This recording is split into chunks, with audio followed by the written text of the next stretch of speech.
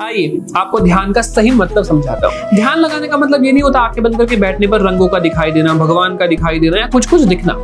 ध्यान का एक्चुअल में मतलब होता है शून्य में जाना। लेकिन जब भी हम ध्यान लगाते हैं ना तो एकदम से हमें विचार आने लगते हैं। विचार को हटाने के लिए कई बार हम म्यूजिक लगा लेते हैं, आज्ञा चक्र का ध्यान कर लेते हैं, कई बार भगवान को देख लेते हैं। लेकिन ध्यान सही मायने में वही होता है कि जब आप आंखें बंद कर विचारों को आने दें और विचारों के जाने का वेट करें। धीरे धीरे आप देखेंगे जब आप जैसे ही आप ध्यान में बैठेंगे ना, आपके सबसे पहले पैर सुन होने लगेंगे, हाथ सुन होने लगेंगे और आपको बॉडी कम महसूस होगी। हल्का सा चिन ऊपर करके आपको ध्यान लगाना होता है बैठकर।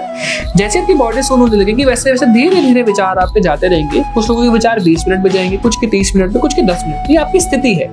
लेकिन रोज ध्यान का अभ्यास करने से धीरे धीरे समय कम होने लगता है और आप जल्दी से जल्दी ध्यान में जा पाएंगे। लेकिन एक्चुअल में ध्यान का मतलब होता है शून्य में जाना। और ध्यान में हर किसी को शुरुआत में विचार आते हैं।